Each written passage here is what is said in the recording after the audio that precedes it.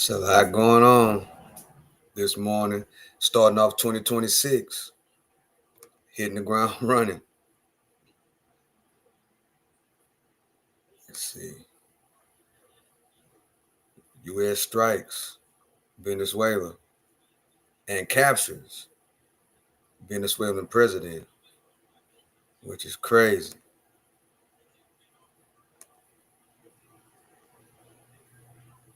And guess what? They're going to charge them for narco terrorism, which is the new charge they came up with. If you sending drugs to America, the Trump administration is coming for you. That's basically what it is. And plus, they was already saying that Venezuela was shipping their worst over here. So let's see, we're waiting on Trump to come speak. Let's see. We're waiting on Trump to come speak from our lago and let us know what really happened. But they did say some of our military personnel was injured in this attack. So we want to get updated about that. Of course, if you don't know, Venezuela got a lot of oil over there, and I mean a lot. So, some people going to say that was the whole play anyway, was to go over there and control their oil, because, hey, we got to come out of debt some kind of way. But see, if you look at it on the lower level, the drug dealers around in, the neighborhood, or, the drug dealers that got some kind of statue, they confiscate their stuff, right? So why not do it on a high level like that? I mean, that's normal. If you're selling drugs and you got cars and houses and they come and raid your shit and you get caught up, they confiscate your stuff on a lot of levels, on a higher level, that is. So this according to the president, is the highest level of the highest level. You got a sitting president running a drug cartel organization from Venezuela. Man. And according to, the Trump administration, they were, sending their drugs to America, killing American citizens. So he got to go. That's exactly what it is. He got to go. And they're using the drug money to reinvest in whatever's going on with their oil. So guess what? All that got to be confiscated too. We need that. Yeah, we do. That's what law enforcement does. If you are selling drugs at a high level in America, they find out that you're using the drug money to fund whatever you got going on. But most people in America, they like the houses, the cars, the jewelry and all that. Yeah, they confiscate your shit. This ain't no different. This ain't no different. So yeah, we need all that. We need that oil. Yeah. I support that. We need the oil. So we waiting on Trump to come out right now and let us know how it went down. They did. And Maduro and his wife, they arrested both of them, the husband and the wife. And they on their way to New York right now as we speak to get charged. They on their way right now as we speak. Narco terrorism, that's the charge. And let's see, I want to know what that carries. Narco terrorism. Let's look. Narco. It's probably death. Terrorism.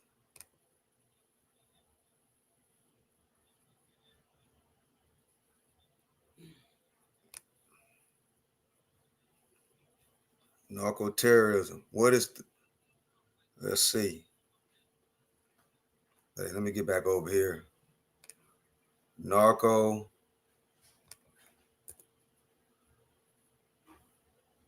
terrorism charges. What will they be charged? Minimum of 20 years. That's what it says right here. Let's see. I don't know if y'all can see that or not, but narco terrorism charges, minimum of 20 years in prison, and a maximum penalty of life in prison. I'm thinking it's the death penalty or something like that. But it's a serious charge. And according to the Trump administration, the president of Venezuela and his wife are indicted on narco terrorism charges and on their way to America right now. So let me get back over here. We're waiting on Trump to update us on what's going on. Appreciate y'all for joining. Hitting the ground running, man. Hitting the ground running. So let's see. Let me go over here.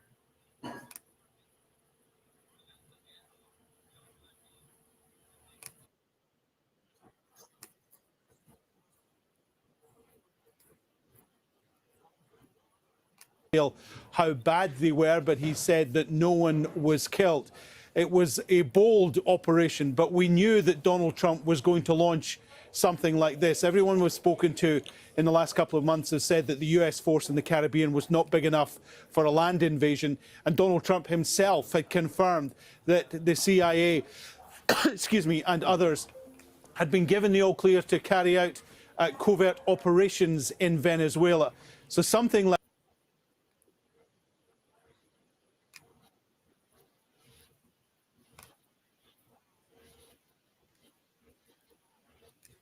this mission, which was carried out in the early hours of January the 3rd. Alan, Donald Trump has many, many grievances against Nicolas Maduro, and that dates back to his first term in office, so it's not new. But yet at this hour, are we sure we understand why Donald Trump did this in pursuit of what goal? Well, from the election campaign, we have seen many moving goals. First of all, it was Maduro was not legitimately elected and therefore was a fraudulent president. The United States couldn't tolerate that in their own backyard in the Western Hemisphere. Then it was Nicolas Maduro was using oil to support the Russians, which he thought was wrong. Maduro and his wife. Maduro If you don't know was the Maduro head is, of an Maduro is the international drug president cartel, which of was flooding Venezuela, the US. have been excuse me, arrested and captured by the U.S. military, military and other drugs, and headed back to New had to be York. taken out. And of course, there's the whole question about whether or not the U.S. would be given access to the oil fields and whether or not the U.S. would seize Venezuelan oil fields. So take your pick from any of those. The story has changed on a regular basis. What we do know is that Maduro has been a prime target for regime change, something that Donald Trump said the United States were no longer interested in, but he obviously made an exception for Maduro. Now, I've been speaking to people over the last couple of hours. They suggest that what happened suggests that there was someone inside the Maduro camp who was supplying the US with information. Given that there was a $50 million bounty on his head, you can understand why those closest to Maduro, who have been incredibly loyal to him over the last few years, may have had their head turned by the sums on offer and the fact that they felt that what the US was about to do was perhaps inevitable. It's got to be said, though, that what Donald Trump is accusing Nicolas Maduro of has never been proved in court. He sees Maduro as a threat, but he's never offered any solid evidence. Yes, there is an indictment in a US court which has recently been sealed. I haven't had time to go through it in a great deal of detail. But many of the allegations about Maduro being at the head of a drug cartel have been dismissed by people who are involved in drug enforcement. So it'll be interesting to see exactly the charges brought to him and his wife when he appears in a US court at some point in the near future. Alan Fisher reporting from the White House there. Thank you very much, Alan. We'll speak again shortly. The stage is set, literally set, in Florida. We're waiting for the U.S. president to speak. They had announced that that press conference would be taking place at 16 GMT. Let's bring in Paul Musgrave. You always know Trump going to be a little late. Georgetown University. So we're waiting on Trump to come up right now. We're going to switch over to that as soon as Trump hits the stage. Yeah. What did your first thought when you saw what happened? Well, my first thought was that this was shocking, but not surprising. I think I'm messing up. The United States has been telegraphing for a long time that something was going to be happening. President Trump had all but promised that there would be military action. There have been covert operations. We knew something was going to happen, but still this was dramatic. This is the sort of thing that has not happened in decades. The United States successfully, swiftly capturing a head of state and extraditing them to the United States to face what the United States claims will be justice. This does not happen every day, and it really is a stunning development. You say decades since something like this has last happened. Is there a precedent for this?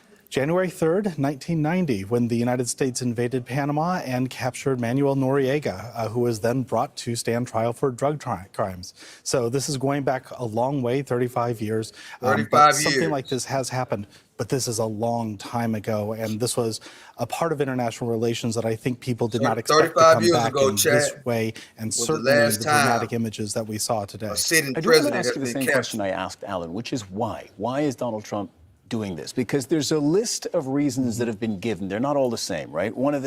There's democracy. They say that Maduro stole the election, which appears to be true. The majority of the international community is aligned on this.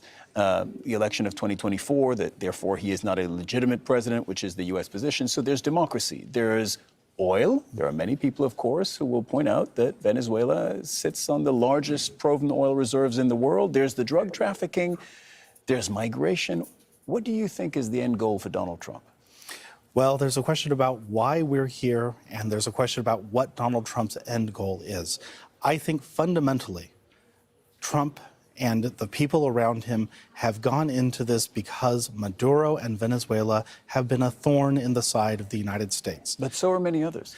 But not many others are so close or so vulnerable. If you take Cuba, for instance, it's closer to the United States, but it's a more cohesive regime. The Venezuelan government is not cohesive. It looks like the United States may have pried apart part of the military, part of Maduro's inner circle, and Maduro has also shown that he is willing to directly challenge the United States for decades with the President Chavez before him in ways that Cuba simply has not done in 60 years. Trump gave him a warning. Form Turn yourself in. Disobedience, of standing up, of challenging the United States, and doing so in partnership with China, Russia, and Iran, really has brought Venezuela to the forefront of the Trump administration's agenda. It's also been supporting Cuba. It's been threatening its neighbor Guyana with invasion. There's been a lot going on. All of those are reasons why you might want to undertake an operation like this, and Trump and his advisors have certainly come up with many other justifications and pretexts. But fundamentally, Venezuela challenges how the United States wants to run the Western Hemisphere. Does removing Maduro actually change that? Is Venezuela any less of a challenge to the U.S. with Maduro out of the country? Well, this is why I said there's what the United States wants and there's what Trump is trying to actually get to. To get from the removal of Maduro to some sort of a stable next step, that's going to be incredibly hard. The Venezuelan society is not divided in the same way as Iraq or Afghanistan, but it still has very clear cleavages, very clear divisions within itself. And people who support President Maduro are well armed. They're organized. They might be able to carry out a guerrilla or an urban warfare campaign. And in a war game that was conducted by the National Defense University, the removal of the government led to chaos, led to a low-level insurgency, services disrupted. And these are all terrible things. What you need is an adroit leader to manage the next steps and to bring together some form of a transition in Venezuela. But that's the kind of deftness and attention to detail that has not been a hallmark of the Trump administration. Okay, so what are the... I follow what you're saying, and that this has also been gamed out to see what the scenarios are. With Maduro gone, what's the most likely scenario? I don't even know that it's possible to give a good answer to that question. What are the most likely scenarios, plural? Right.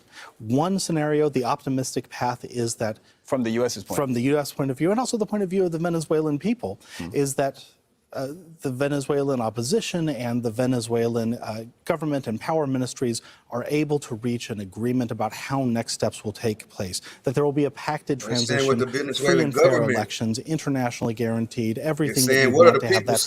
And in 6 months to a year, we have the kind of elections that people like the Nobel Prize winner Machado have called for. Maria Corina Machado. Exactly. So this is the scenario which is the most virtuous scenario from the U.S. point of view, where you remove Maduro and the country changes. The country changes wholesale and is put on a path towards democracy, and you have the opposition, the democratic opposition that is waiting in the wings.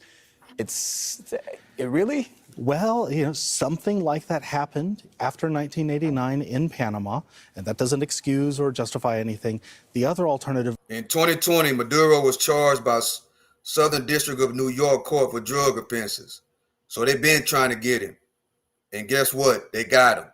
Of course, is much worse, that everything falls apart, that you have half of the country or even 3/4 of the country that approves of the removal of President Maduro, but the other half resists, and resists with determination, resists with force, and that's more than enough to sustain a civil war. The country is set up for the sort of low-level, intense conflict that wrecked Colombia for decades. And this is...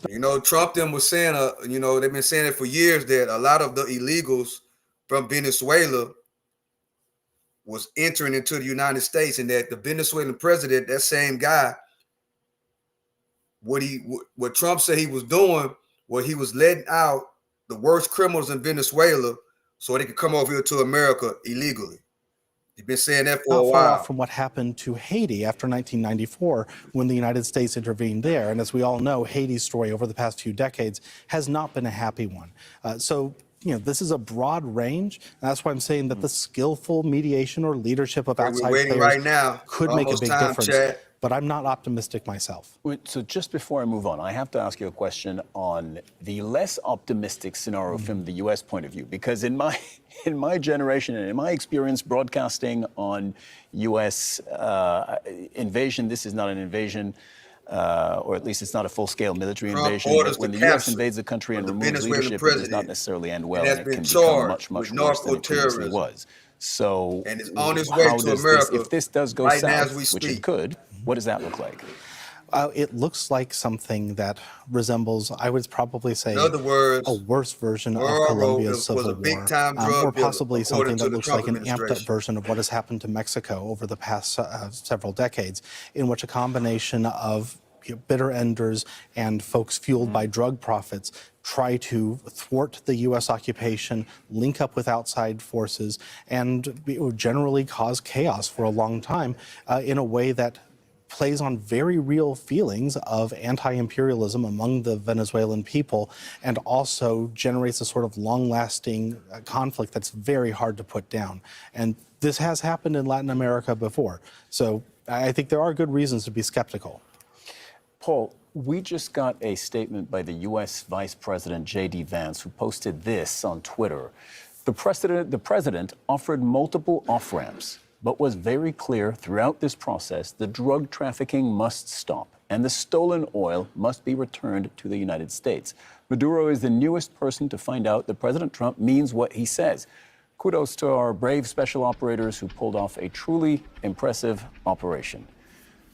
So we were asking earlier the question of why. What's the real reason the U.S. did this? Well, the U.S. Vice President just gave us two. One is the drug trafficking, and Maduro will likely face trial for that in the United States. At least there's an indictment. He's going to be presented with charges at some point in the near future, one would imagine.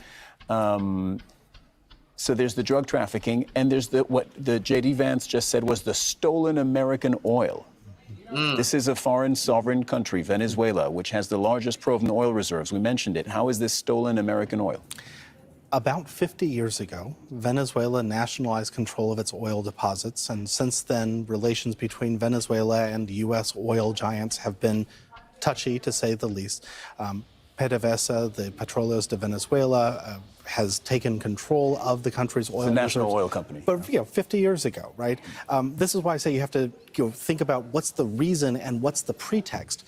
50 years ago, this is not a reason.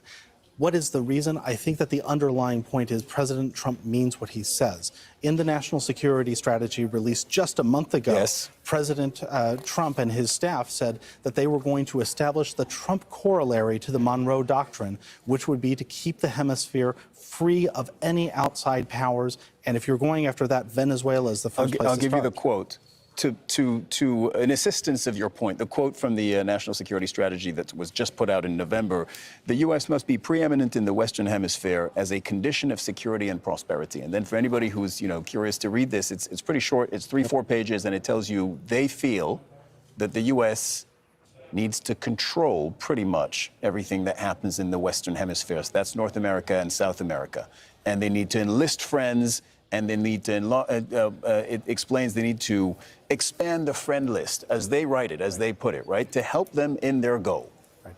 No, that's exactly what they say. And reading those words 6 weeks ago, you would say, yeah, this is ambitious, but do they really mean it? I think J.D. Vance's tweet really demonstrates forget that we're coming for that oil. That they really need to exert U.S. power throughout the Western Hemisphere, not just in a way that the U.S. did during the Cold War, we need those gas prices to go back down to 99 and I think that this is something that probably has, coming for that oil. This is weird.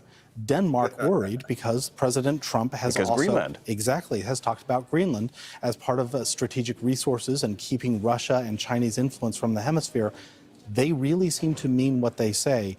And I think that we should start taking them literally at their word. Yeah, and maybe it should have Panama worried, because around the same time that Donald Trump was speculating, well, not speculating, but saying he wanted to take Greenland for U.S. national security interests, he was saying the same thing about the Panama Canal, where, to his liking, China has too much influence. To give us the rundown. These are things we'll come back to. But this already gives us a good idea of where we are from an analytical standpoint. Now, with Maduro now being captured, Al Jazeera's Teresa Bow takes a look back at his political career. Nicolás Maduro started out as a bus driver and union leader, but his left-wing activism soon drew him close to his mentor, former Venezuelan President Hugo Chavez. Maduro rose quickly through the political ranks, first to President of the National Assembly and then to Foreign Minister. Unlike the fiery Chavez, Maduro earned a reputation for being more... Hey, what's up, chat? Thank y'all for joining. This is a little bit of rundown on how Maduro became to power. He started off as a bus driver and worked his way on up. So let's go. Quick educational tutorial before Trump come on and tell us what really went down. Diplomatic and conciliatory. What he lacked in academic skills, he made up for with mild manners, while rarely leaving the side of the popular president. But all that changed when Chavez became gravely ill with cancer, and Maduro was thrust into the role of head of the Council of Ministers. Shortly before dying in 2013, Chavez made it clear that Maduro was his chosen successor, and he was elected president by a slim margin. Either from the pressure of filling the shoes of the charismatic Bolivarian revolution leader, or because of a sudden steep drop in the price of oil, Venezuela's main export, Maduro's personality seemed to change dramatically. He became louder and more eccentric. As the economic crisis escalated, opponents overwhelmingly won control of the National Assembly. You know, that's usually how it goes, chat. When you get the money and the power, your whole attitude changes about yourself. You go from being quiet to now you rowdy. That's how it goes, chat. Opposition demonstrations were met with brutal force and the imprisonment of their leaders. Hyperinflation and acute shortages of food, medicine, and basic goods fueled a mass exodus of Venezuelans. Maduro announced he would rewrite the constitution to give himself additional powers, and he survived at least one assassination attempt. Despite pressure to ease economic sanctions if competitive opposition leaders were allowed to contest the presidency, Maduro refused. Opposition leader Maria Corina Machado was banned and chose Edmundo González Urrutia to run in her place. In July 2024, Maduro was re-elected in what were widely described as uncompetitive and non-transparent elections. The Electoral Council failed to show the tally sheets that proclaimed him the winner. A new wave of mass protests and repression began, followed by an unprecedented challenge to the president's power. Already tense tensions with Washington worsened, leading to crippling new economic and diplomatic sanctions. The U.S. also offered a $50 million reward for information that led to Maduro's detention. President Donald Trump accused him of being a narco-terrorist and deployed warships and fighter jets in the Caribbean, attacking boats allegedly transporting drugs to the U.S. Maduro denounced the U.S. strikes and resisted all calls to step down. With Maduro now in American custody, who will take power in Venezuela? Vice President Delcy Rodriguez is next in line, according to the Constitution. She may continue Maduro's policies if she becomes president. Rodriguez is a 56-year-old lawyer and has been vice president since 2018. She served in ministerial roles under former President Hugo Chavez, but her career has risen with Nicolas Maduro's. In the long term, the path could be open for Maria Corina Machado, we mentioned her earlier, to return to Venezuelan politics. The opposition leader has supported Trump's policies towards Maduro. In October, she was awarded the Nobel Peace Prize for what the committee said was her tireless work promoting democratic rights for the people of Venezuela. Maduro banned her from running against him in 2024's election, and her chosen ally, the man who stepped in for her, is Edmundo Gonzalez, former diplomat. I remember that lady. He stood in the election, but he lost the widely contested election to Maduro. Praised Trump. And Venezuela's opposition leader, Machado, has released a statement. And she says Venezuelans, the hour of freedom has arrived. Nicolas Maduro. What they're going to try to do, Chad, because that lady from Venezuela who won the Nobel Peace Prize, they're going to try to make her president because she is a known Trump supporter. Okay, now all the dots are starting to connect. Let's go. Faces international justice for the atrocious crimes committed against Venezuelans and against citizens of many other nations. In the face of his refusal to accept a negotiated solution, the U.S. government has fulfilled its promise to enforce the law. The time has come for popular sovereignty and national sovereignty to govern in our country. We are going to bring order, to free political prisoners, to build an exceptional country, and to bring our children home. Venezuela will be free. End of statement. Maduro's capture by the U.S. triggered strong reactions across Latin America. On X, Argentinian president and strong Trump ally Javier Milei posted, "Freedom advances, long live freedom." Brazil's president, Lula. That's why Trump wasn't really tripping when he did not win that Nobel Peace Prize, because we all know he wanted to win that Nobel Peace Prize real bad. But because that lady from Venezuela won it, he wasn't really tripping, because if you don't remember, during her ceremony, when she won that Nobel Peace Prize, she praised Trump real heavily. She is MAGA. I said it. That lady from Venezuela, who is probably going to end up being the president of Venezuela sooner or later, is MAGA. De Silva called it a flagrant violation of international law, which sets a dangerous international precedent. Lula has long warned against U.S. intervention in Venezuela. The president of Cuba, another U.S. adversary, accused Washington of a criminal attack, adding, "Our zone of peace is being brutally assaulted." Mexico's foreign ministry said the actions were a clear violation of the UN Charter and said it is willing to help facilitate dialogue. The outgoing leftist president of Chile, Gabriel Boric, condemned the U.S. military actions in Venezuela and called for a peaceful solution. Boric leaves office in March and will be replaced by Jose Antonio Cast, a far-right leader who supports Donald Trump. Al Jazeera's Daniel Schweimler has more from Buenos Aires. Daniel, we'll get back to the regional response in a moment, but first, what are you finding out on what's happening inside Venezuela, especially what's happening around the power structure? We know that constitutionally, the number two, the vice president, should, by all constitutional rights, take power, but we have no official confirmation that that has taken place yet.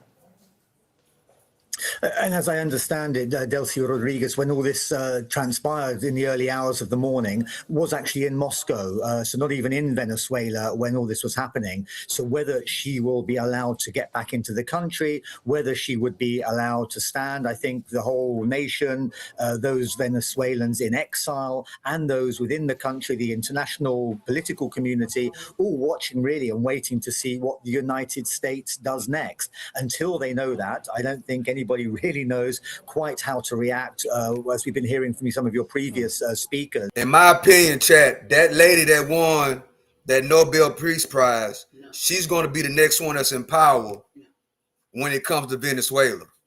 That's what's going to happen. That's exactly what's going to happen, chat. Let me know if you agree with that. Let me know in the chat. Y'all, you know, what's up, chat? How y'all doing? We got 19 people in the building. How y'all doing? Do you think that that lady from Venezuela that won the Nobel Peace Prize is going to be the one that Donald Trump and America is going to put in power? Because right now, America is over Venezuela. So they got control of the oil and all the other resources that's over there. And if you did not know, the vice president of Venezuela, the one who is going to take over for Maduro right now, is also in that same regime. So in order for things to work out, they're going to have to change that whole government. And that lady who won the Nobel Peace Prize is next. And she is MAGA. Don't get it twisted. She is MAGA. Really great uncertainty, various possibilities. We have to see how the people on the street in Venezuela will begin to respond to this. We're seeing polarization across the region, marked by some of those comments from regional leaders that you've just mentioned. In full transparency to our viewers, we would, of course, much rather be reporting from inside Venezuela, the streets of Caracas and the regions of Venezuela, to see what's happening for ourselves. But we have been denied entry to the country, like other foreign media outlets, by the Venezuelan authorities. Daniel, what is your best assessment and understanding of what's happening inside the country, excuse me, from a population standpoint? What are Venezuelans saying and doing from what you can pick up? I mean, we've seen here there's a large Venezuelan part of the Venezuelan diaspora here in Buenos Aires, as there are in many of the cities and towns across Latin America.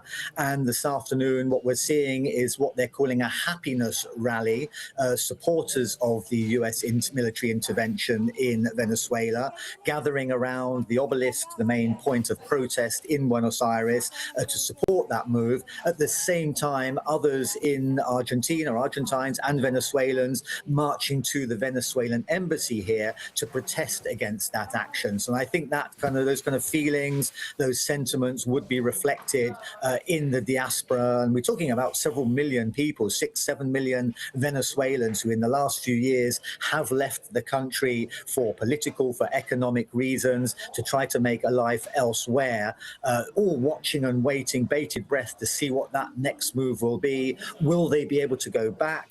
That depends on who takes over. Will there be repercussions for those who supported the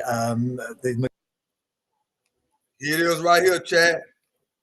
Here it is right here, chat. If you can see it, let me blow it up a little bit.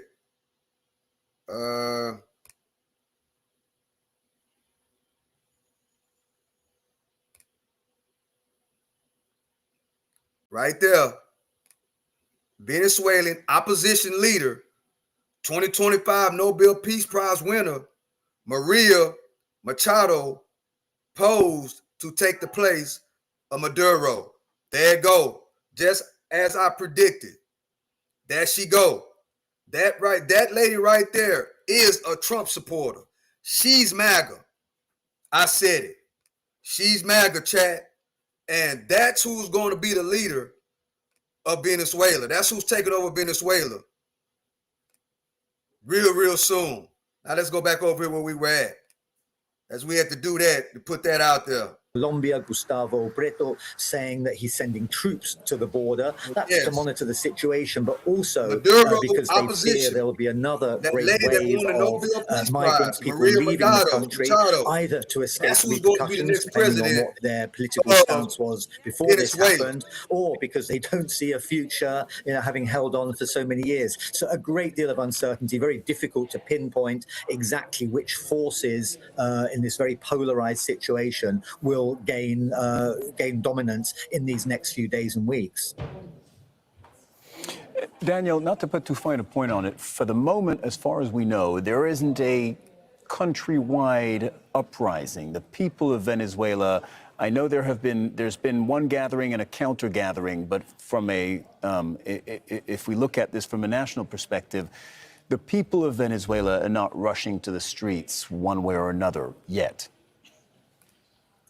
No, I mean, it's fair to say that despite the opposition we often hear about and the millions who have left the country, Nicolas Maduro, up until the early hours of the morning when he was taken away by American forces, certainly enjoyed some support. I mean, that support, it seems, has been waning over the years. There you go. I mean, as did his predecessor, Hugo Chavez. I mean, he did a great deal for the country's poor. You go to some of the shanty towns around Caracas and other major cities. He did enjoy some support. And people will, for nationalistic reasons, for sovereignty reasons, will not like to see a foreign force coming in and telling them how they should run their business. So there will be opposition to the American actions within Venezuela. Whether people come out onto the streets with all this uncertainty, I'm going to jump in here for a quick second. Daniel, if I can jump in. You wouldn't know this quite yet because but just as you were speaking to us, the President of the United States posted on Truth Social a picture of Nicolas Maduro. We're all seeing it together for the first time. And the caption reads, Nicolas Maduro on board the USS Iwo Jima. And so you see Nicolas Maduro wearing sports gear, and I'm looking at this closely. So he's carrying a water bottle, and it does seem that he has glasses, or more likely something to block his view and his vision, something also over his ears. I don't know if that's because it's a military plane and therefore would be very loud and that would be typical, or whether it's because he's a prisoner and so he is not allowed to see or hear exactly what's happening around him. It's hard to see whether he's being restrained, either his hands or the rest of his body. But that is the president of Venezuela right now, posted which is on the social media platform of the U.S. president. Sorry, go ahead, Daniel. Yeah, I was going to say, obviously, designed, I would imagine, to humiliate the president and his supporters, the supporters he still has within the Venezuelan military, among those people, to show how far he has fallen. He's a very vociferous speaker, very passionate. He certainly manages to whip up the crowds in support certainly in the run-up to this situation. So I would imagine, those photographs designed to humiliate him and show that he is very much a defeated former president. I want to bring back in Paul Musgrave on this, who was speaking to us earlier in the hour and who's waiting in the studio with us for the press conference of Donald Trump. This is, I don't know what to say. This is wow. Yeah. I think Daniel had it exactly right. This is an act of humiliation. This is an act, releasing this photo is designed to show that President Trump has brought to heel. Yes, really. They captured him. Big dunks. Yep. That is the Venezuela president. Big time drug dealer, according to the Trump administration. They captured him. And they're bringing him to New York for charges. Narco-terrorism, that's the charge. Somebody who has been a major thorn in his side, who has challenged his authority, somebody that the United States went after during Trump's first regime. And it is designed to show that basically the United States is, in fact, running the Western Hemisphere, that the national security strategy and the Trump corollary to the Monroe Doctrine, that these are being carried out. And releasing this sort of photograph is not statesmanlike, it's not sportsmanlike, but is designed to show who's number one. And that's President Trump's modus operandi. Hold on, chat. I got to get away from the computer real quick. Appreciate y'all for rocking with me. I will be right back. And this comes minutes off a tweet by the U.S. Vice President J.D. Vance. And one of the sentences in that message was the U.S. President Nicolas Maduro is the last person or the most recent person to realize that Donald Trump means what he says. A picture speaks 1,000 words. This one, I think, is headed for the history books. I think this is pretty eloquent, and I think it shows that the United States, for decades, really tried to have some sort of a fair or business-like approach to its dealing with Latin America, certainly a break with some of the worst habits.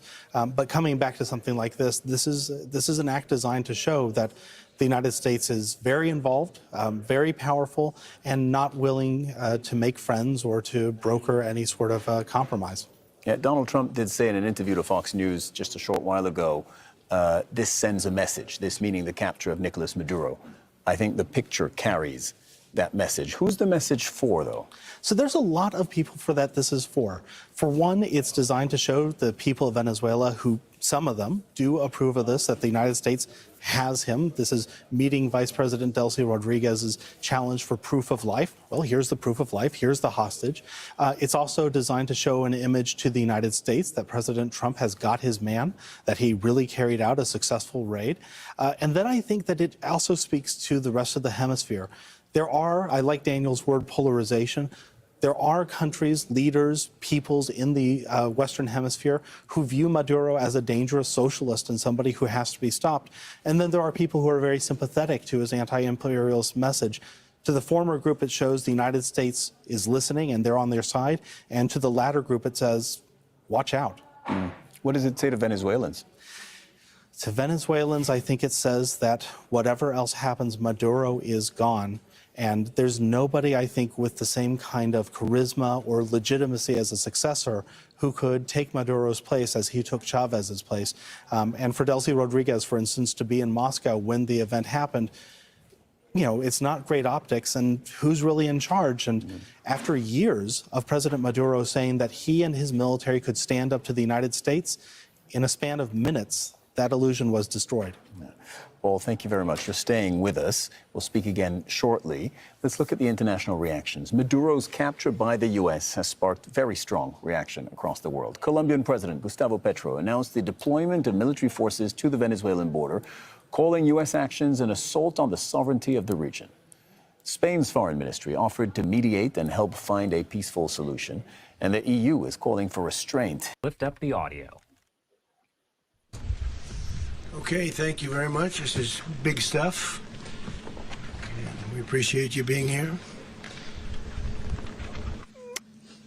Late last night and early today, at my direction, the United States Armed Forces conducted an extraordinary military operation in the capital of Venezuela. Overwhelming American military power, air, land, and sea, was used to launch a spectacular assault. And it was an assault like people have not seen since World War II. It was a force against a heavily fortified military fortress in the heart of Caracas to bring outlaw dictator Nicolas Maduro to justice. This was one of the most stunning, effective, and powerful displays of American military might and competence in American history. And if you think about it, we've done some other good ones, like the attack on Soleimani, the attack on al-Baghdadi, and the obliteration and decimation of the Iran nuclear sites just recently in an operation known as Midnight Hammer, all perfectly executed and done. No nation in the world could achieve what America achieved yesterday, or frankly in just a short period of time. All Venezuelan military capacities were rendered powerless as the men and women of our military, working with U.S. law enforcement, successfully captured Maduro in the dead of night. It was dark. The lights of Caracas were largely turned off due to a certain expertise that we have. It was dark, and it was deadly. But captured along with his wife, Celia Flores, both of whom now face American justice. Maduro and Flores have been indicted in the Southern District of New York. It's Jay Clayton, for their campaign of Chad, they deadly charging his wife too. narco-terrorism against the United States and its citizens. I want to thank the men and women of our military who achieved such an extraordinary success overnight with breathtaking speed, power, precision, and competence. You rarely see anything like it. You've seen some raids in this country that didn't go so well. They were an embarrassment. If you look back to Afghanistan, or if you look back to the Jimmy Carter days, they were different days. We're a respected country again, like never before. These highly trained warriors operating in collaboration with U.S. law enforcement caught them in a very ready position. They were waiting for us. They knew we had many ships out in the sea, just sort of waiting. They knew we were coming. So they were in a ready, what's called a ready position, but they were completely overwhelmed and very quickly incapacitated. If you would have seen what I saw last night, you would have been very impressed. I'm not sure that you'll ever get to see it, but it was an incredible thing to see. Not a single American service member was killed, and not a single piece of American equipment was lost. We had many helicopters, many planes, many people involved in that fight. But think of that, not one piece of military equipment was lost, not one service member was, more importantly, killed. The United States military is the strongest and most fearsome military on the planet by far, with capabilities and skills our enemies can scarcely begin to imagine. We have the best equipment anywhere in the world. There's no equipment like what we have, and you see that even if you just look at the boats. You know, we've knocked out 97% of the drugs coming in by sea. 90%. Each boat kills on average, 25,000 people. We knocked out 97%. And those drugs mostly come from a place called Venezuela. We're going to run the country until such time as we can do a safe, proper, and judicious transition. So we don't want to be involved with having somebody else get in, and we have the same situation that we had for the last long period of years.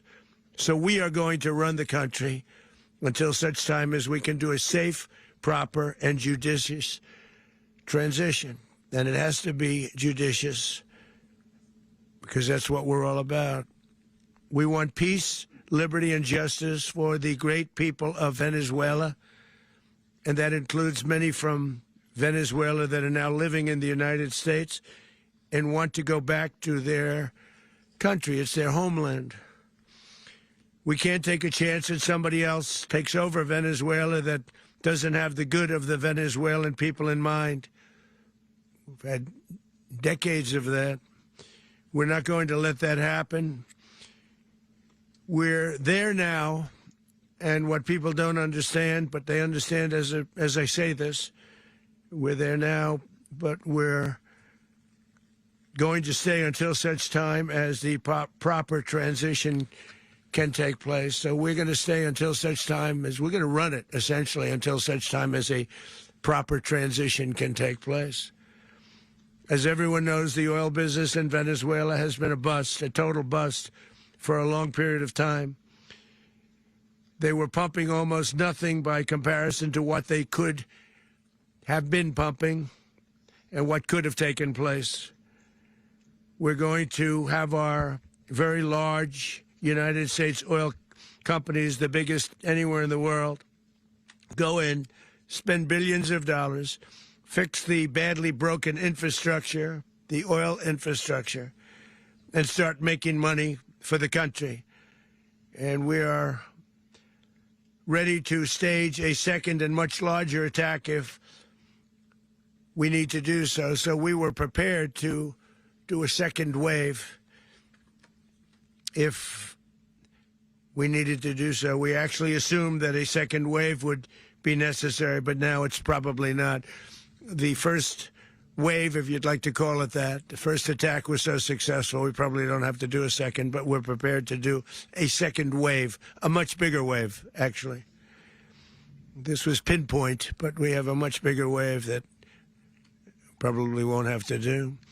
This partnership of Venezuela with the United States of America, a country that everybody wants to be involved with because of what we were able to do and accomplish, will make the people of Venezuela rich, independent, and safe. And it will also make the many, many people from Venezuela that are living in the United States extremely happy. They suffered. They suffered. So much was taken from them. They're not going to suffer anymore. The illegitimate dictator Maduro was the kingpin of a vast criminal network responsible for trafficking colossal amounts of deadly and illicit drugs into the United States. As alleged in the indictment, he personally oversaw the vicious cartel known as Cartel de las Solas, which flooded our nation with lethal poison, responsible for the deaths of countless Americans, the many, many Americans. Hundreds of thousands over the years of Americans died because of him. Maduro and his wife will soon face the full might of American justice and stand trial on American soil. Right now, they're on a ship. They'll be heading to, ultimately, New York.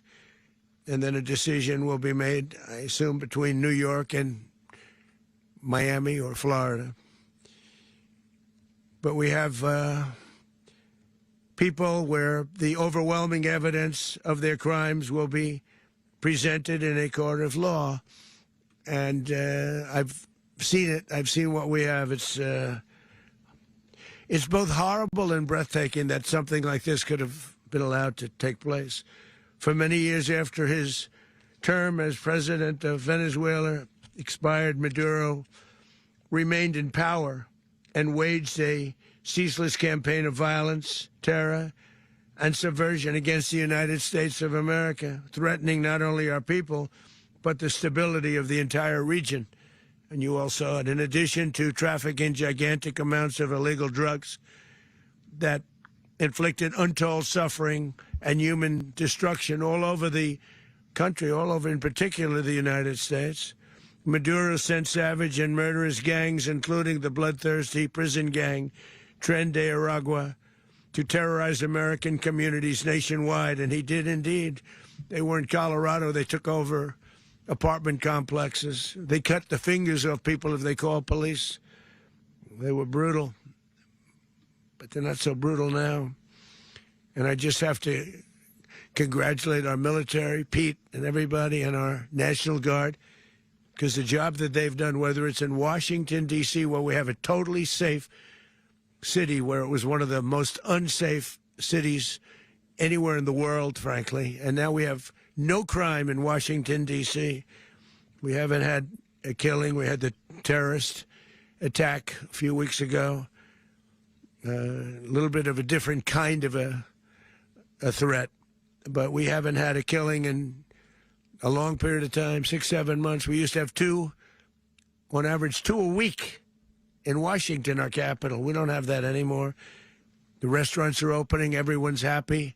They're walking their daughters. They're walking their children, their wives. They walk to restaurants. Restaurants are opening all over Washington, D.C. So I want to thank the National Guard. I want to thank our military. And I want to thank law enforcement. It's been amazing.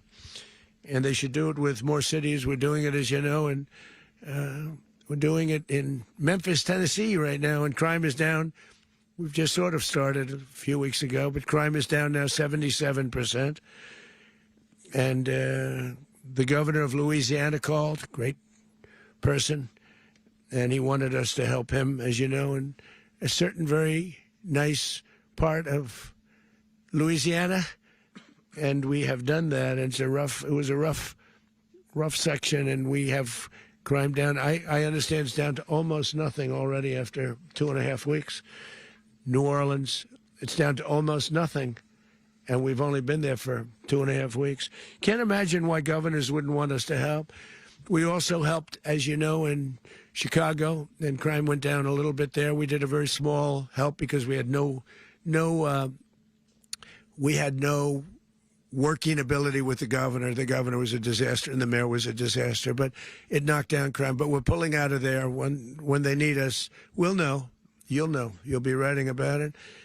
And likewise, Los Angeles, where we saved Los Angeles early on, where the head of the police department made a statement that if the federal government didn't come in, we would have lost Los Angeles. That's long after the fires. That's when they had the riots in Los Angeles. We did a great job. Got no credit for it whatsoever, but that's okay. It doesn't matter. We don't need the credit. But we'll be pulling out when they need us. They'll call, or we'll go back if we have to. We'll go back. But we did a great job in various cities. But the place that we're very proud of is Washington, D.C., because it's our nation's capital. We took it from being a crime-ridden mess to being one of the safest cities in the country. But the gangs that they sent raped, tortured, and murdered American women and children. They were in all of the cities I mentioned, Tren de Aragua. And they were sent by Maduro to terrorize our people, and now Maduro will never again be able to threaten an American citizen or anybody from Venezuela. There will no longer be threats. For years, I've highlighted the stories of those innocent Americans whose lives were so heartlessly robbed by this Venezuelan terrorist organization. Really one of the worst. One of the worst. They say the worst. Americans like 12-year-old Jocelyn Nungari from Houston. Beautiful Jocelyn Nungari. What happened to her?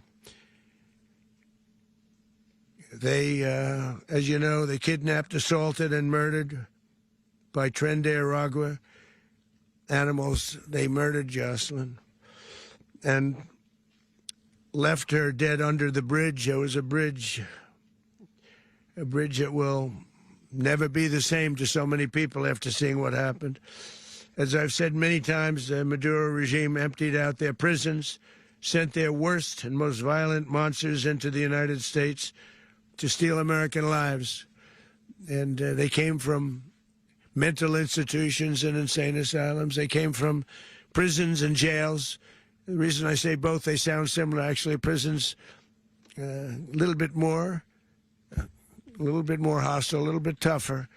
A mental institution isn't as tough as an insane asylum, but we got them both. They sent from their mental institutions. They sent from their jails, prisons. They were drug dealers.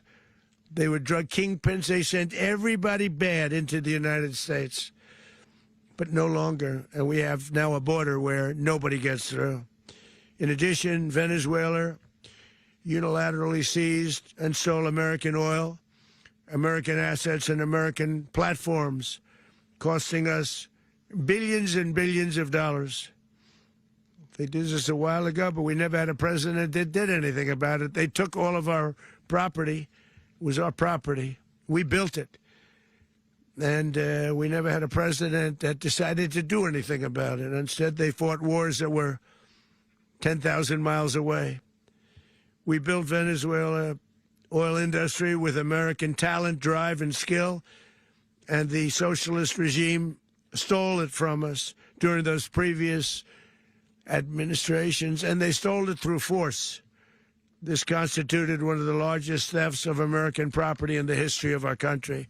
Considered the largest theft of property in the history of our country. Massive oil infrastructure was taken like we were babies, so we didn't do anything about it. I would have done something about it. America will never allow foreign powers to rob our people or drive us back into and out of our own hemisphere. That's what they did. Furthermore, under the now deposed dictator Maduro, Venezuela was increasingly hosting foreign adversaries in our region and acquiring menacing offensive weapons that could threaten U.S. interests and lives. And they used those weapons last night. Potentially in league with the cartels operating along our border. All of these actions were in gross violation of the core principles of American foreign policy, dating back more than 2 centuries. And not anymore. All the way back, it dated to the Monroe Doctrines. And the Monroe Doctrine is a big deal. But we've superseded it by a lot, by a real lot. They now call it the Monroe document. I don't know. It's Monroe Doctrine.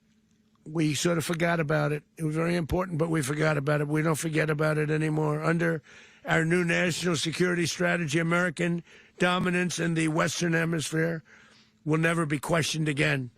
Won't happen. So just in concluding, for decades, other administrations have neglected or even contributed to these growing security threats in the Western Hemisphere.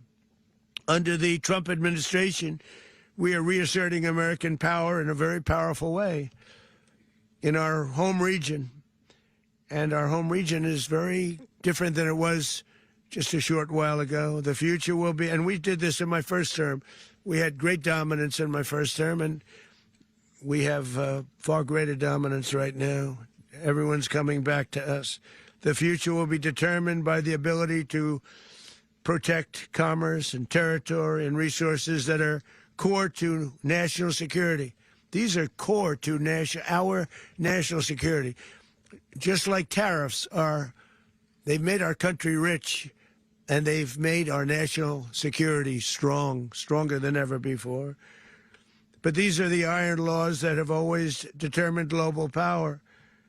And we're going to keep it that way. We will secure our borders. We will stop the terrorists. We will crash the cartels, and we will defend our citizens against all threats, foreign and domestic.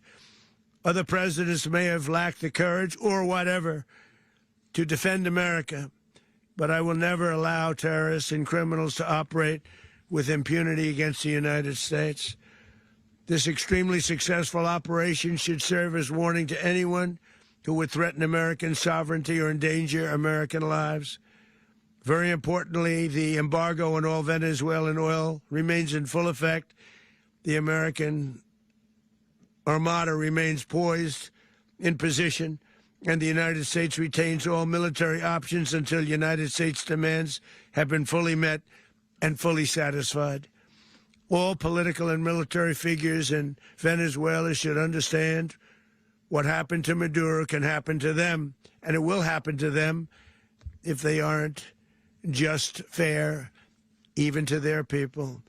The dictator and terrorist, Maduro, is finally gone, and Venezuela people are free. They're free again. It's been a long time for them, but they're free. America is a safer nation this morning. It's a prouder nation this morning because it didn't allow this horrible person and this country that was doing very bad things to us. It didn't allow it to happen. And the Western Hemisphere is right now a much safer place to be. So I want to thank everybody for being here. I want to thank General Raisin Kane. He's a fantastic man. I've worked with a lot of generals. I worked with some I didn't like. I worked with some I didn't respect. I worked with some that just weren't good. But this guy is fantastic. I watched last night one of the most precise attacks on sovereignty. I mean, it was an attack for justice. And I'm very proud of him, and I'm very proud of our Secretary of War, Pete Hegseth, who I'm going to ask to say a few words. Thank you very much. Mr. President, can you explain how the U.S. will run Venezuela? Well, thank you, Mr. President. Finally, a commander-in-chief the world respects and the American people deserve. And as the President said, words can barely capture the bravery and the power and the precision of this historic operation. A massive joint military and law enforcement raid flawlessly executed by the greatest Americans our country has to offer. American warriors are second to none, the best in the world and the best of our country. What all of us witnessed last night was sheer guts and grit, gallantry and glory of the American warrior. I'm simply humbled by such men. And I tip my hat to our chairman, Dan Raisin Kane, and all those Americans who stood watch last night. Our warriors are the elite of America, and again, President Trump has your back.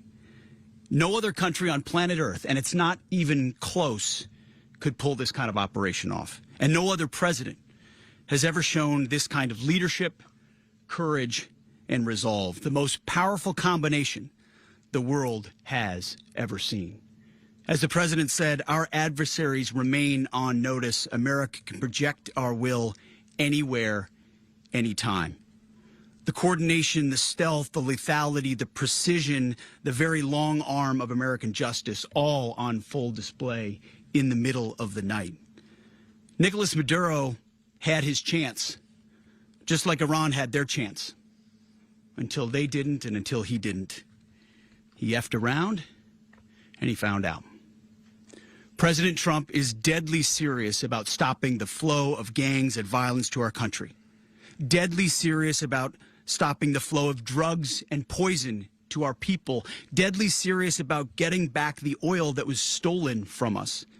And deadly serious about reestablishing American deterrence and dominance in the Western Hemisphere.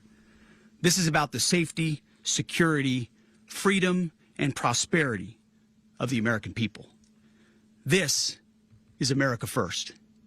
This is peace through strength. And the United States War Department is proud to help deliver it. Welcome to 2026. And under President Trump, America is back. I'd like to welcome now our chairman, Chairman Raising Cane, to give a few more details about the operation. Mr. Chairman. Thank you, Mr. Secretary. Thank you, Mr. President, and good morning. Last night, on the order of the President of the United States and in support of a request from the Department of Justice, as the President said, the United States military conducted an apprehension mission in Caracas, Venezuela, to bring to justice two indicted persons, Nicolas and Cecilia Maduro. This operation, known as Operation Absolute Resolve, was discreet, precise, and conducted during the darkest hours of January 2nd and was the culmination of months of planning and rehearsal, an operation that, frankly, only the United States military could undertake. What I'd like to do this morning is talk to you through some of the preparation and the details without compromising any of our tactics, techniques, and procedures. There is always a chance that we'll be tasked to do this type of mission again. Our interagency work began months ago and built on decades of experience of integrating complex air, ground, space, and maritime operations. While the past 2 decades have honed the skills of our special operations forces, this particular mission required every component of our joint force, with soldiers, sailors, airmen, Marines, and Guardians working in unison with our intelligence agency partners and law enforcement teammates in an unprecedented operation.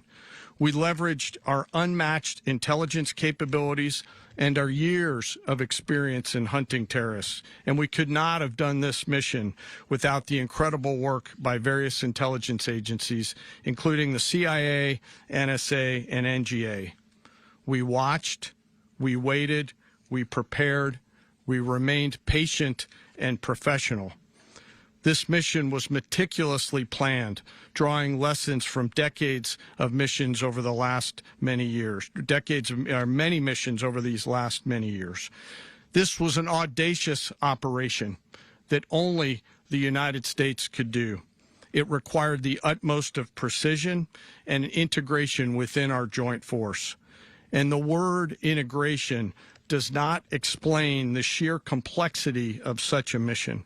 An extraction so precise it involved more than 150 aircraft launching across the Western Hemisphere in close coordination, all coming together in time and place to layer effects for a single purpose: to get an interdiction force into downtown Caracas while maintaining the element of tactical surprise.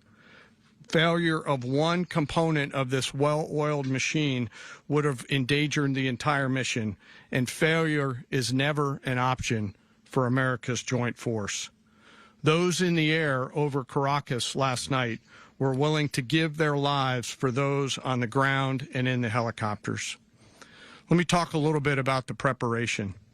After months of work by our intelligence teammates to find Maduro and understand how he moved, where he lived, where he traveled, what he ate, what he wore, what were his pets. In early December, our force was set pending a series of aligned events. key was choosing the right day to minimize the potential for civilian harm and maximize the element of surprise and minimize the harm to the indicted personnel, so as the president said, they could be brought to justice. And as the president said earlier today, weather in Venezuela is always a factor this time of the year. And over the weeks through Christmas and New Year's, the men and women of the United States military sat ready, patiently waiting for the right triggers to be met and the president to order us into action. Last night, the weather broke just enough, clearing a path that only the most skilled aviators in the world could maneuver through. Ocean, mountain, low cloud ceilings. But when tasked with a mission, this organization does not quit. At 10:46 p.m. Eastern Time last night, the president ordered the United States military to move forward with this mission. He said to us, and we appreciate it, Mr. President, good luck and Godspeed. And those words were transmitted to the entire joint force. Over the course of the night, aircraft began launching from 20 different bases on land and sea across the Western Hemisphere. In total, more than 150 aircraft, bombers, fighters, intelligence, reconnaissance, surveillance, rotary wing were in the air last night. Thousands and thousands of hours of experience were airborne. Our youngest crew member was 20, and our oldest crew member was 49. And there's simply no match for American military might. As the night began, the helicopters took off with the extraction force, which included law enforcement officers, and began their flight into Venezuela at 100 feet above the water. As they approached Venezuelan shores, the United States began layering different effects provided by Spacecom, Cybercom, and other members of the interagency to create a pathway. Overhead, those forces were protected by aircraft from the United States Marines, the United States Navy, the United States Air Force, and the Air National Guard. The force included F-22s, F-35s, F-18s, EA-18s, E-2s, B-1 bombers, and other support aircraft, as well as numerous remotely piloted drones. As the force began to approach Caracas, the Joint Air Component began dismantling and disabling the air defense systems in Venezuela, employing weapons to ensure the safe passage of the helicopters into the target area. The goal of our air component is, was, and always will be to protect the helicopters and the ground force and get them to the target and get them home. As the force crossed the last point of high terrain where they'd been hiding in the clutter, we assessed that we had maintained totally the element of surprise.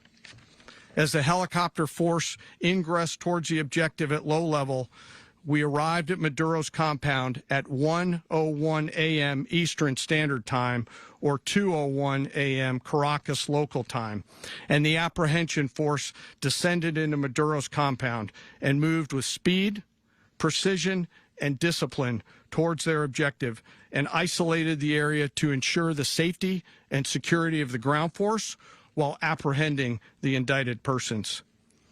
On arrival into the target area, the helicopters came under fire, and they replied with that fire with overwhelming force in self-defense.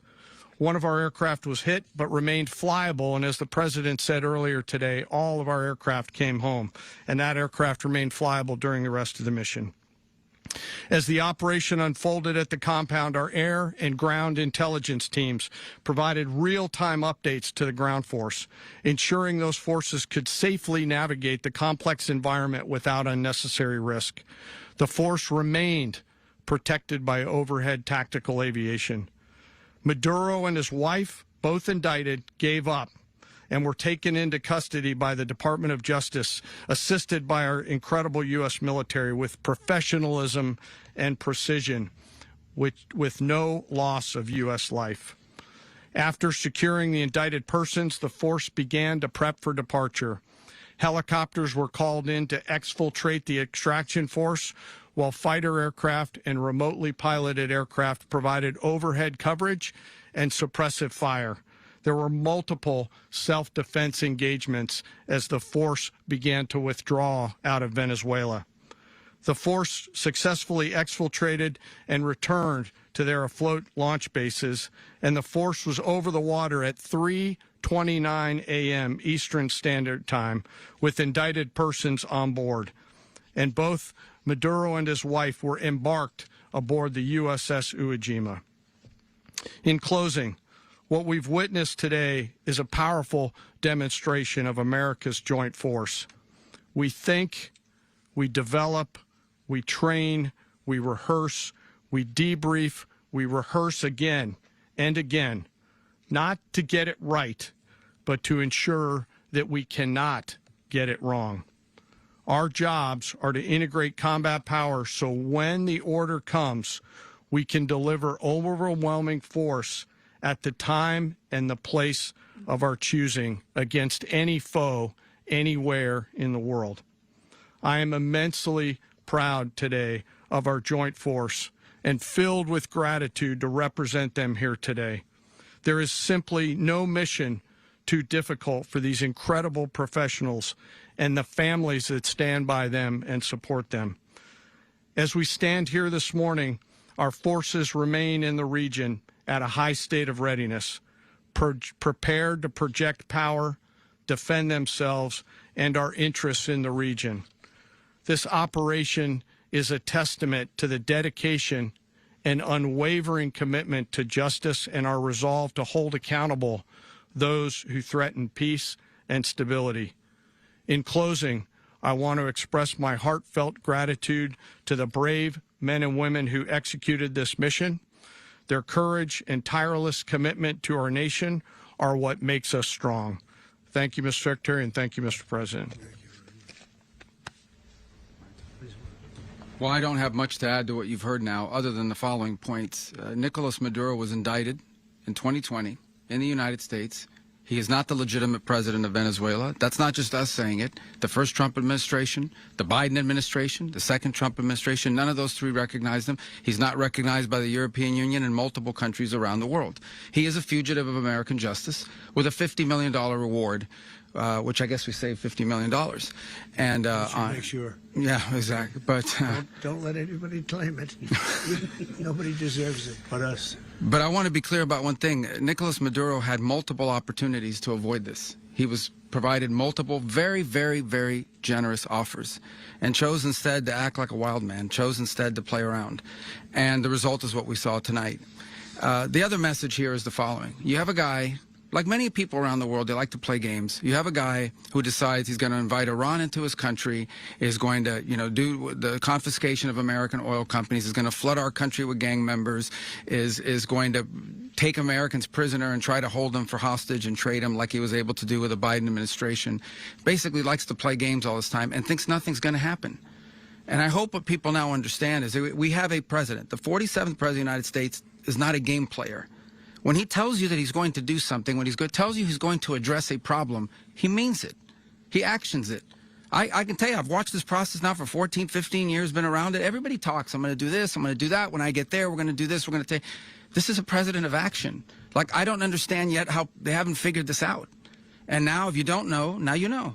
Because this is the way it's going to play out. And I think people need to understand that this is not a president that just talks and does letters and press conferences. And, if he says he's serious about something, he means it.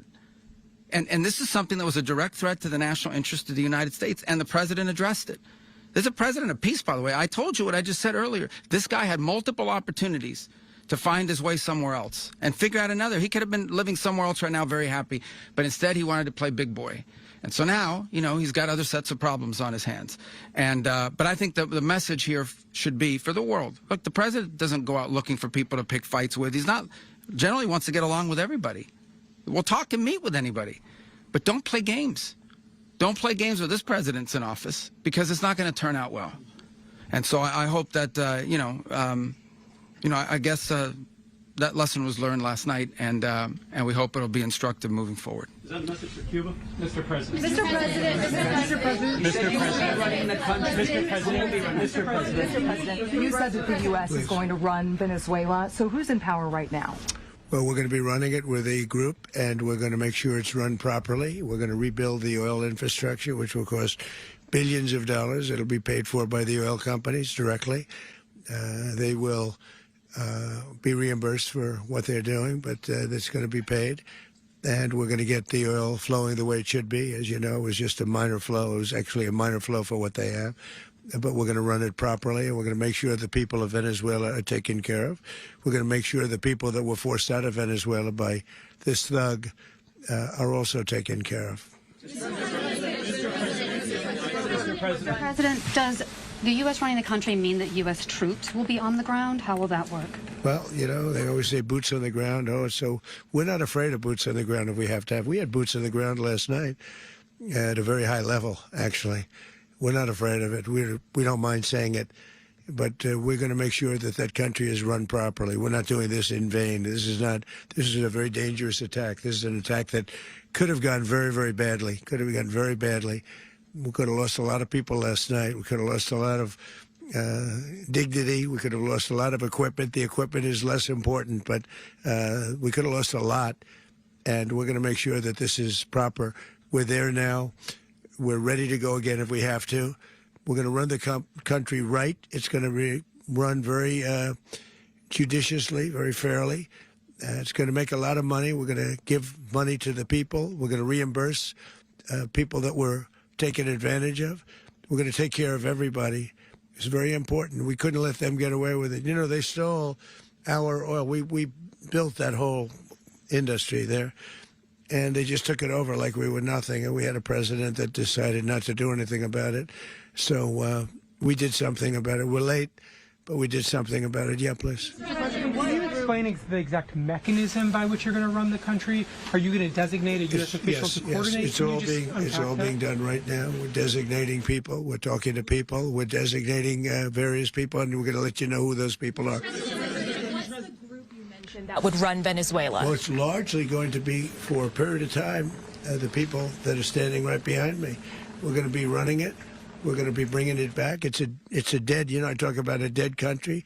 A year and a half ago, we were a dead country. Now we're the hottest country anywhere in the world. We're a country doing better than any country anywhere in the world.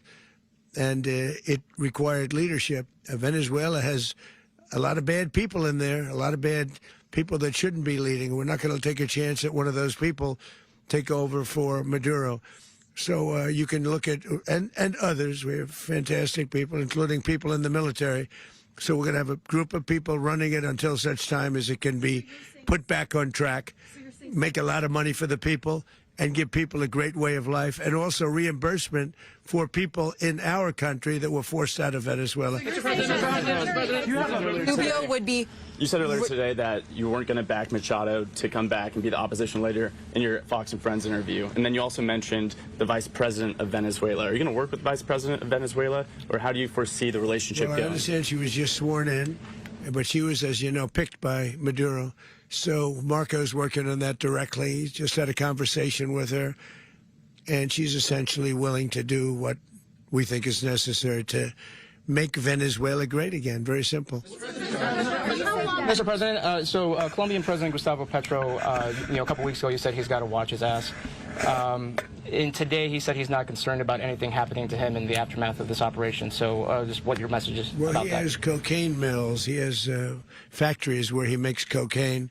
And, yeah, I think I stick by my first statement. He's making cocaine. They're sending it into the United States. So he does have to watch his ass. Mr. President, did you notify any members of Congress in advance? Marco, do you want to talk about that? Because you were involved in it. Sure. We call members of Congress immediately after. This was not the kind of mission that you can do congressional notification on. It was a trigger-based mission in which conditions had to be met night after night. We watched and monitored that for a number of days.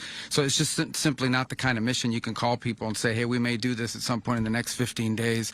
But it's largely a law enforcement function. Remember, at the end of the day, at its core, this was an arrest of 2 indicted fugitives of American justice, and the Department of War supported the Department of Justice in that job. Now, there are broader policy implications here, but it's just not the kind of mission that you can pre-notify because it endangers the mission. Plus, if I could add one thing to that, Congress has a tendency to leak. This would not be good.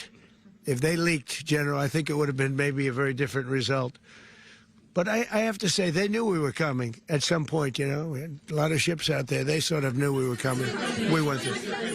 But Congress will leak, and we don't want leakers. Mr. President, you were one of the only people to watch this all play out live. What was Maduro doing when the U.S. forces entered what I assume would be his home? And also, was there any point where the U.S. was considering if Maduro pushed back or resisted killing Maduro? It could have happened. It could have happened. He was trying to get into a safe place. You know, the safe place is all steel. And he wasn't able to make it to the door because our guys were so fast. They went through the opposition so fast. And there was a lot of opposition. You know, people were wondering, do we get them by surprise? Sort of surprised, but they were waiting for something. It was a lot of opposition. There was a lot of gunfire. You saw some of it today. But he was trying to get to a safe place, which wasn't safe because we would have had the door blown up in about 47 seconds, they say on average, regardless of how thick the steel was. It was a very thick door. It was a very heavy door, but he was unable to get to that door. He made it to the door. He was unable to close it. Go ahead, finish. Where is Maduro going to be in the time being right now? Do you know his exact whereabouts? Well, eventually, ultimately, in the near future, he's going to be brought to New York. And where is he going to be held? Where is he going to be held in New York? Do you know? That's going to be up to the officials that do these things. Mr. President, the U.S. has something of a mixed track record of ousting dictators without necessarily a plan for what comes afterwards. Did that weigh on your decision? Well, that's when we had different presidents, but with me, that's not true. With me, we've had a perfect track record of winning.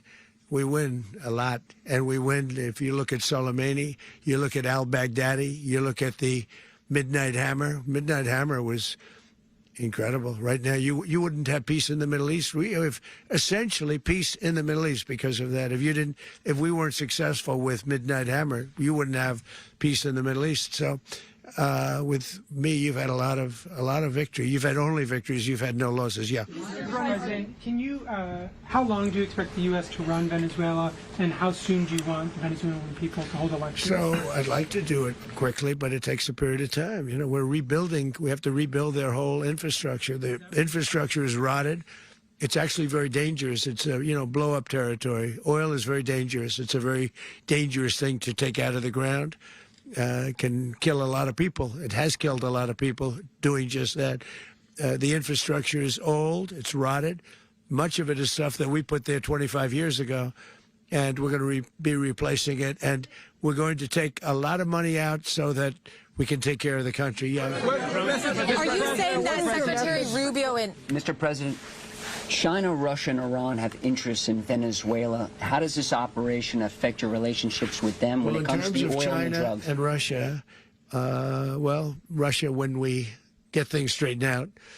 But in terms of other countries that want oil, we're in the oil business. We're going to sell it to them. We're not going to say we're not going to give it to them. In other words, we'll be selling oil probably in much larger doses because they couldn't produce very much because their infrastructure was so bad. So we'll be selling large amounts of oil to other countries, many of whom are using it now, but I would say many more will come. Mr. President, are you saying that? Mr. President, thank you. What is your message to the people of Venezuela today? Of course, the civilian population specifically, they have a lot of questions. What is your message to the people of Venezuela? That you're going to have peace, justice. You're going to have some of the riches that you should have had for a long period of time. It was stolen from you. But you're going to have peace, and you're going to have safety. You're going to have justice. You're going to have a country. You're going to have a real country. You're going to have potentially a great country. You know, if you go back 20 years, maybe even a little longer ago, that was a great country, and they destroyed it. Remember I said that if we lose this election, the United States will be Venezuela on steroids. That's what would have happened.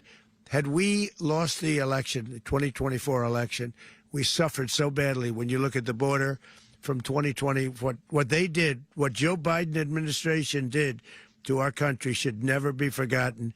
But if we had to go through another year of that, we would be exactly where Venezuela was in terms.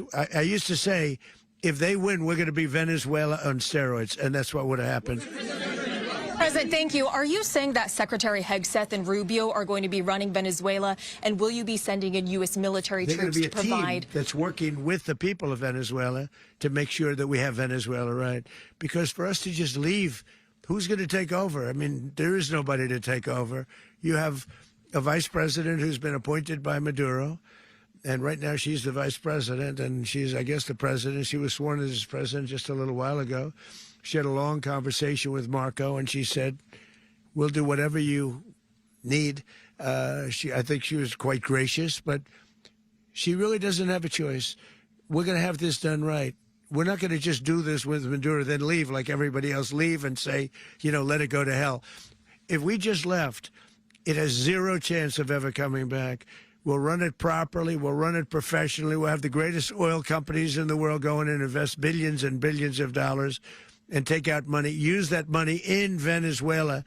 And the biggest beneficiary are going to be the people of Venezuela. And also, I can't stress this strongly enough, the people that got thrown out of Venezuela that are now in the United States, and frankly, some want to stay and some probably want to go back, yeah. What's being done to protect Americans in the country, and were any of the detained Americans Well, right now they're arrested very last night? protected because nobody's going to mess with us. They're very protected. The people of, and we let them know that you better not touch one of them. Are you concerned that bad elements of the Maduro regime will remain in place? Well, we know who they are. We're on them, and they're acting much differently now than they would have acted 2 days ago. Okay, wait, behind you, please. Mr. President, why is running a country in South America America first? Well, I think it is because we want to surround ourselves with good neighbors. We want to surround ourselves with stability. We want to surround ourselves with energy. We have tremendous energy in that country. It's very important that we protect it. We need that for ourselves. We need that for the world. And we want to make sure we can protect it. Yes, sir. Please, go ahead. Yeah, is there a message here for Cuba and Diaz-Canel? Well, Cuba is an interesting case. Cuba is, not doing very well right now. That system has not been a very good one for Cuba. The people there have suffered for many, many years. And I think Cuba is going to be something we'll end up talking about because Cuba is a failing nation right now, very badly failing nation. And we want to help the people of it's very similar in the sense that we want to help the people in Cuba, but we want to also help the people that were forced out of Cuba and living in this country. Do you want to say something about that, Marco, please? Well, I mean, I just gave you a statement a few minutes ago about, when the president speaks, you should take him seriously. Suffice it to say, Cuba is a disaster. It's run by incompetent, senile men, and in some cases, not senile, but incompetent nonetheless. It has no economy. It's in total collapse. And by the way, they were, all of the guards that helped protect Maduro, this is well known, their whole spy agency, all that were full of Cubans. I mean, it's amazing. This poor island took over Venezuela in some cases. One of the biggest problems the Venezuelans have is they have to declare independence from Cuba that tried to basically colonize it from a security standpoint. So, yeah, look, if I lived in Havana and I was in the government, I'd be concerned, at least a little bit. Cutting off the oil flow to Cuba from Venezuela? Well, the president already announced a week ago that anything that's sanctioned, oil, it's not going to be allowed to get there. So that's a pre-existing. Mr. President. The answer is yes. Yes. Aware of the location of opposition leader Machado, and have you been in contact with her? No, we haven't. No, we haven't. Mr. President, do you have any hesitations about Machado? Mr. President, on Monday. I think it would be very tough for her to be the leader. She doesn't have the support within or the respect within the country. She's a very nice woman, but she doesn't have the respect to be the leader. Mr. President, is it possible that the U.S. ends up administrating Venezuela for years? Well, it won't cost us anything because the money coming out of the ground is very substantial, so it's not going to cost us anything. We want safety there. We want to be surrounded by countries that aren't housing all of our enemies all over the world. That's what was happening, and you don't want to have that.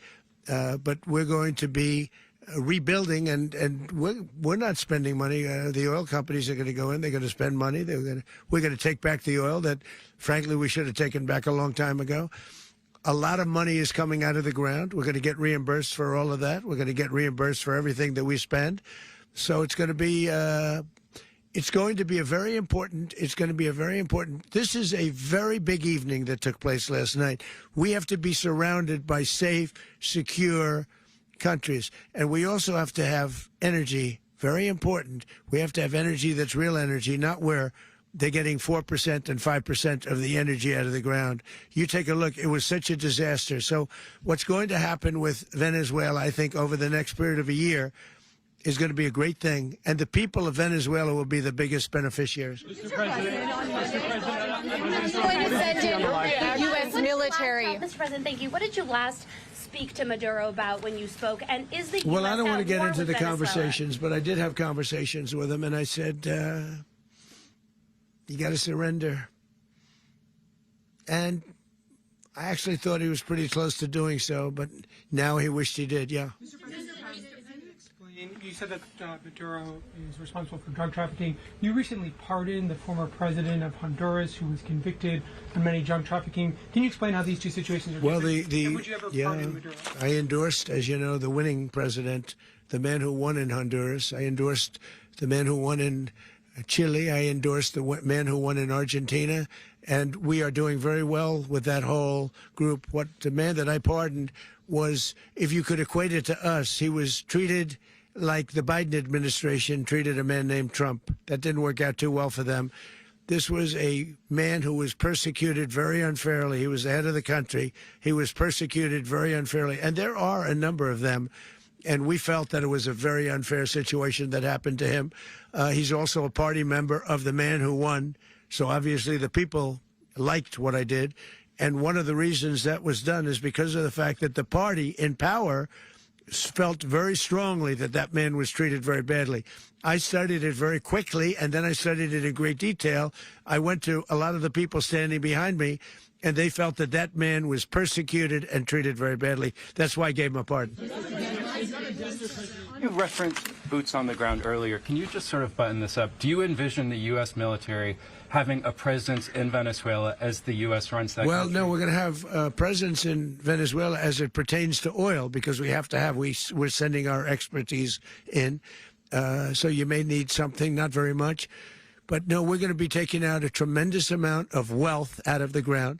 And that wealth is going to the people of Venezuela and people from outside of Venezuela that used to be in Venezuela. And it goes also to the United States of America in the form of reimbursement for the damages caused us by that country. So I want to thank you all very much. Thank you. Do you have one? Yes, please. You were so nice before. I'm going to give you the final question. Go ahead. Thank you, Mr. Unless President. it's a bad question, in which case I'll go one word. It's about who? It's about Putin, if you want. About Putin? Well, that's always nice to talk about Putin. You had a phone call with him on Monday. Did he talk at all? No, we didn't. We never spoke about Maduro. Are you mad at him right now? I mean, there's this I'm not intelligence... thrilled with Putin. I'm not thrilled with Putin. He's killing too many people. I thought that would be so. I settled 8 1/4 war. You know what the 1/4 was? Thailand and Cambodia. I did it again. They broke out, and I did it in about 5 hours, and I settled it. I'm giving myself 1/4, so I'm up to now 8 1/4. In other words, I settled the war, but then they broke out. They had a pretty bad breakout over the last 4 days. I got them to go back to peace. So I only give 1/4. I thought the easiest one would be, one of the easier ones would be Russia, Ukraine. It's not. And they both have done some pretty bad things. And look, that's Biden's war. That's not my war. But I want to stop the lives. Did you see where last month, 30,000, it was 27,000 the month before. 30,000, mostly soldiers, were killed this last month. 30,000. I want to stop that. You know, I got NATO to pay 5% instead of the 2% that they weren't paying. They weren't paying 2, now they pay 5. And we send them a lot of munitions. We send them a lot of things, missiles and various other things, a lot. And they pay. The United States is not losing money. We're probably making money on that. It's the last thing I care about. I just want to stop all those people. We're losing 25,000, 30,000 human beings that come from 2 places that are very far away. But if I can stop, because it's something I've been pretty good at doing, deals, I guess. It's all a deal. Life is a big deal. But if I can stop that war and stop 30,000 young people, in addition to the fact that people are being killed in Kiev, people are being killed in other cities throughout, you know, a much smaller number, but they're being killed, viciously killed. So I'm not happy about it. I thought that would be something that would get solved. We have Mr. Witkoff here. I think that we're making progress, but That's a war that should have never happened. If I were president, it would have never happened. Putin says it. Everybody says it. If I were president, that would have never happened. But I inherited that war. That was Joe Biden, Zelensky, and Putin. I came into the situation, and it's a mess. And I will say this. I watched an operation last night that was so precise, that was so brilliant. I mean, it was incredible. If we had our people, like this general, and our people involved, that war would not have gone on very long, that I can tell you. That war, to use an old term, that war has become a bloodbath, and we want it to get stopped. Thank you very much. Are you concerned a rogue Venezuelan general can take over the country?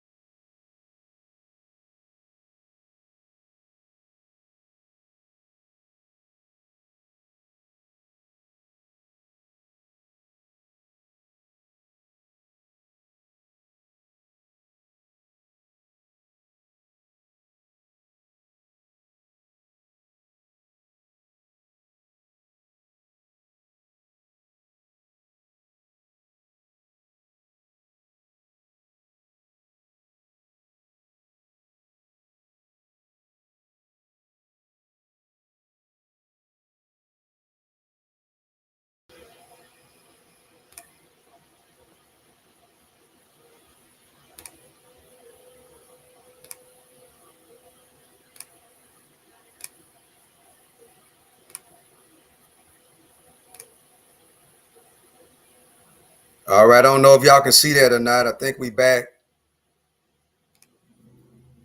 Let's see. The question is, do America have the rights to that oil and that oil refinery in Venezuela? Okay, we Googling it to see what Google is talking about. I don't know if y'all can see that or not, but the question is, do America have the right to take that oil refinery? Venezuelan oil has never legally belonged to the United States. While U.S. companies have historically played a dominant role in the industry, the oil itself belongs to Venezuela. Okay, let's go down a little bit. Current tension and historical facts regarding ownership include state ownership. Venezuela owned its natural resources. Okay. History of the U.S. involved. U.S. companies like Exxon and Mobil were major developers of Venezuelan oil for over a century through sessions agreements in the early 1960s. Venezuela hosted the large post-war American expatriate community in the world due to their oil camps.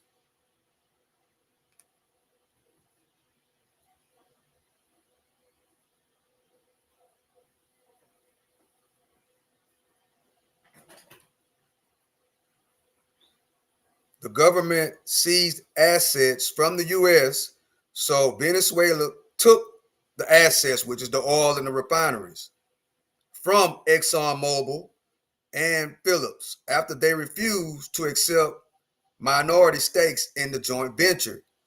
So they tried to, work out a deal to give them some type of ownership in that Venezuelan oil, but the oil companies, they refused to take a small amount, basically.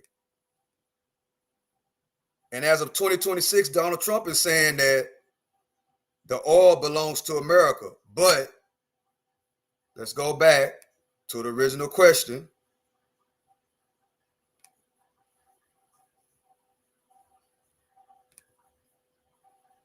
Was Venezuela oil, does Venezuelan oil belong to the U.S.? No. Venezuelan oil never belonged to the U.S., but America did, help build, and Venezuela came back and seized the assets from ExxonMobil. While the U.S. was a major buyer, the reserves and operations became Venezuelan property managed by the state. So basically, those oil refineries don't belong to America. They legally belong to Venezuela. Let's see. Dive deeper. Let's see.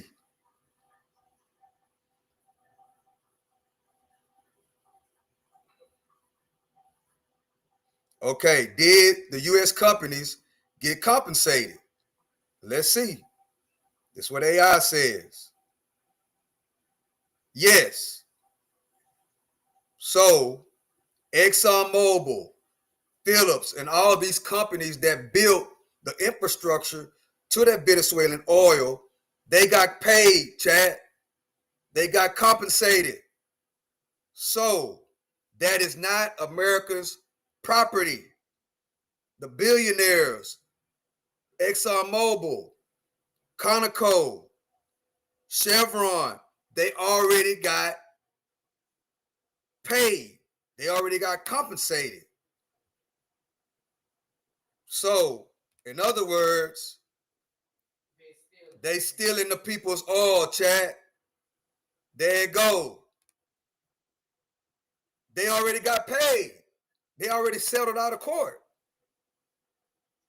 So that question has been asked already. And you know, I don't know if this is 100% accurate, but according to AI and Google, all America and those big companies, those oil companies, already got paid. Do everybody understand that in the chat? Do everybody understand that in the chat? They already got paid. So legally, Trump and the Trump administration went over there allegedly, and they are taking. Well, that's not allegedly. Trump just said it, that oil is America's oil.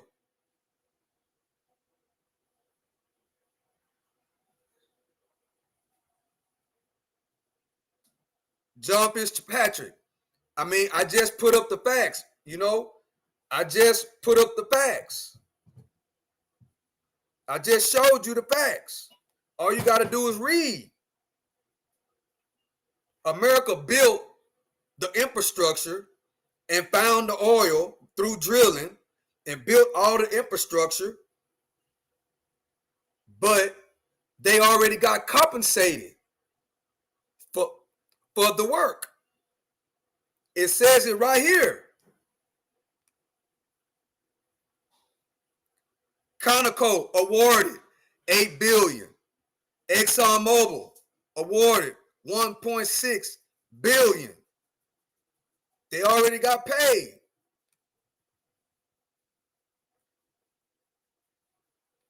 So there you go.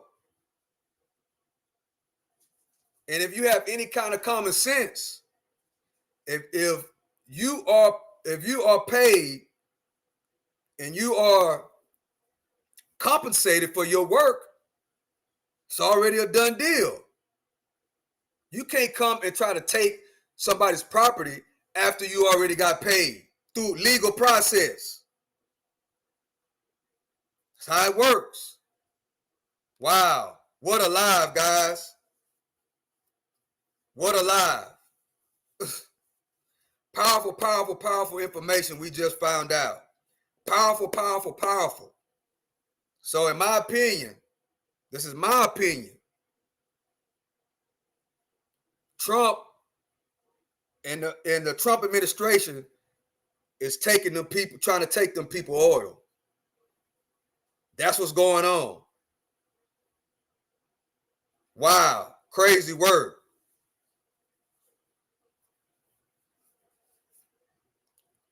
Crazy word.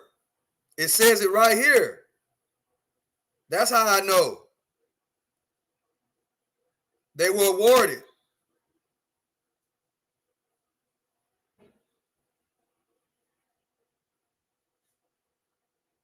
in compensation.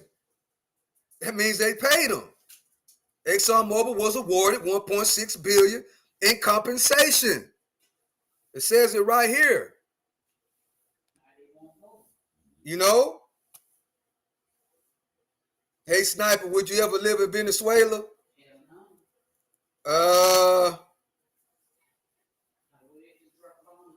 I'm an American. I'm an American. I ain't going nowhere. I'm staying right here. America first. America first. I ain't going nowhere. I like living in the land of milk and honey, which is America.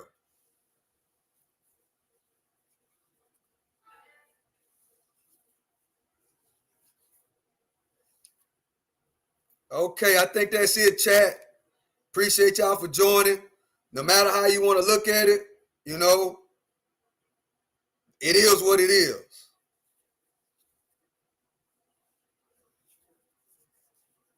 I think it's mainly about that oil. It's mainly about the oil. That's what it's about. Trump just told us that's what it's about. Trump just said that that oil and that stuff belongs to America. So it's about it. Yep. So with that being said, I appreciate y'all. I'm ending right here. Hope y'all have a great day. We did learn something. We did learn something. And that's the goal. Wait, let's see what's going on.